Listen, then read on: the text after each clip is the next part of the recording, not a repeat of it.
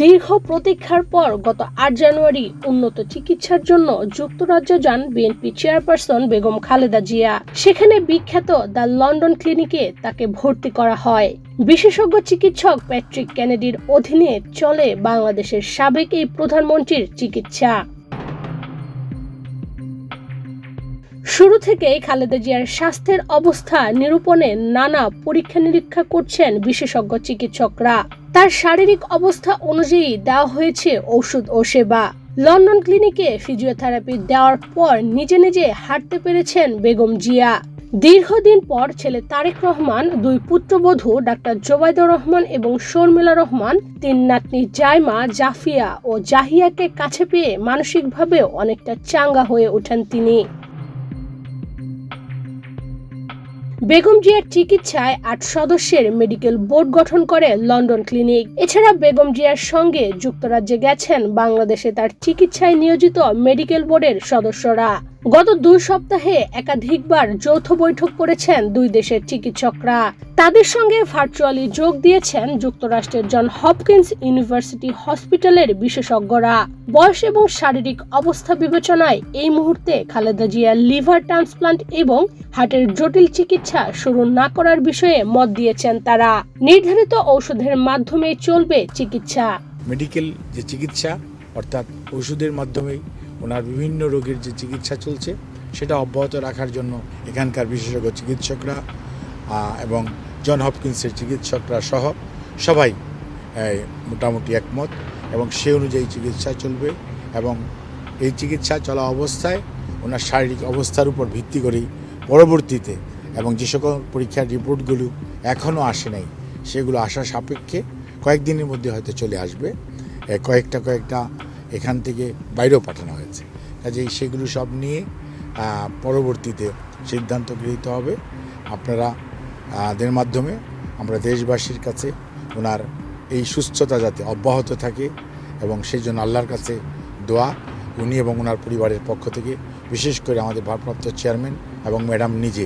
এমন অবস্থায় আপাতত খালেদা জিয়ার হাসপাতালে ভর্তি থাকা জরুরি নয়। এ কারণে তাকে বাসায় যাওয়ার অনুমতি দিচ্ছেন চিকিৎসকরা। সব মিলিয়ে বেগম খালেদা জিয়া লন্ডন ক্লিনিক থেকে আজ 24 জানুয়ারি ছাড়পত্র পাচ্ছেন বলে মোটামুটি নিশ্চিত হওয়া গেছে। সেন্ট্রাল লন্ডনের ডেভেনশায়ারের হাসপাতাল ছেড়ে বিএনপি চেয়ারপারসন কিংস্টনে বড় ছেলে তারেক রহমানের বাসায় উঠবেন। আজকেও একজন চিকিৎসক দেখে ওনার কিছু পরীক্ষা করার জন্য দিয়েছেন। সেই পরীক্ষাগুলো আমরা কালকে করাবো। উনি দিয়েছেন বিকেলের সন্ধ্যার দিকে এসে সেগুলো করাবো। করে যদি সব ঠিক থাকে তাহলে হয়তো কালকে ওনার সন্ধ্যার দিকে ইভিনিংয়ে আওয়ারে ছুটি হওয়ার সম্ভাবনা আছে। এই সার্বক্ষণিকভাবে প্রফেসর প্যাট্রিক কেনেডি এবং জেনিফার ক্রস ওনাদের সার্বিক তত্ত্বাবধানে উনি চিকিৎসা অধীন থাকবেন এবং মেডিকেল বোর্ড যেটি ওনার চিকিৎসকরা আছে ওনাদের তত্ত্বাবধানে থাকবেন। তবে এখানে মেইনলি প্রফেসর প্যাট্রিক কেনেডি এবং জেনিফার ক্রস ওনাদের অধীনেই উনি চিকিৎসাধীন থাকবেন এবং এখানে যে ইউকের যে নিয়ম সেই নিয়ম মেনেই ওনার চিকিৎসা চলবে। আপনাকে আমি একটা জিনিস বলি, রোগ কখন ভালো হবে এটা তো আর ডাক্তার আগে বলে দিতে পারে না।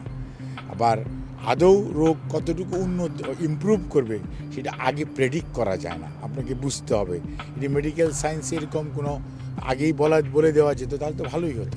কিন্তু আমি তো আপনাকে বলেছি কিছুটা, আমি বলেছি যে আপনাদেরকে আমি বলেছি যে ইনশাআল্লাহ আপনার যদি এভাবে অব্যাহত রাখে আমরা ওনার মানুষের দোয়া আল্লাহ রসের সহমতে আমরা ওনাকে দ্রুতই হয়তো দেশে ফেরত নিয়ে চলে যেতে। এর আগেও 2017 সালে লন্ডন সফরকালে তারেক রহমানের বাসায় উঠেছিলেন বেগম জিয়া।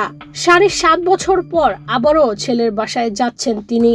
আওয়ামী লীগ সরকারের আমলে নানাভাবে জেল জুলুম নির্যাতনের শিকার হয়েছেন বিএনপি চেয়ারপারসন। দুর্নীতির মামলায় দণ্ডিত হয়ে 2018 সালের 8 ফেব্রুয়ারি কারাবন্দী হন তিনি।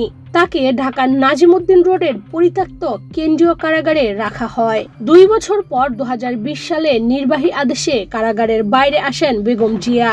তবে নানা বিধিনিষেধের কারণে রাজনীতিতে অংশ নিতে পারেননি। তখন থেকেই গুরুতর অসুস্থ অবস্থায় দিন কাটিয়েছেন খালেদা জিয়া। চিকিৎসকরা বারবার উন্নত চিকিৎসার জন্য বিদেশে পাঠানোর সুপারিশ করলেও অনুমতি দেয়নি হাসিনা সরকার।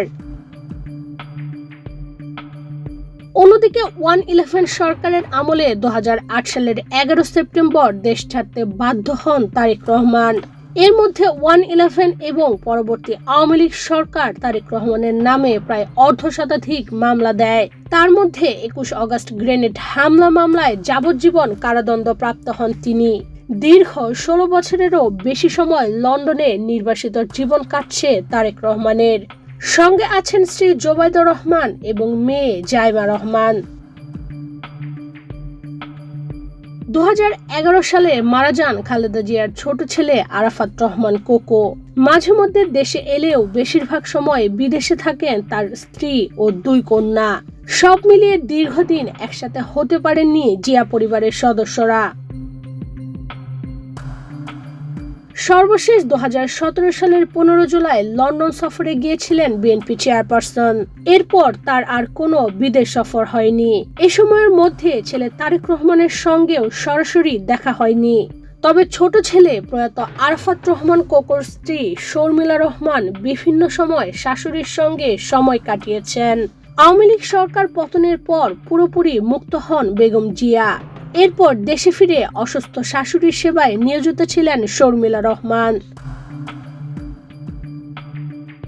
সরকার পতনের পর বেশ কয়েকটি মামলা থেকে তারেক রহমানও মুক্তি পান।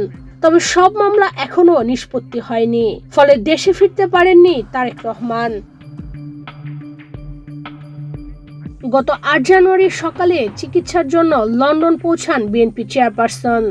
বিমানবন্দরে বেগম জিয়াকে স্বাগত জানান পরিবারের সদস্যরা।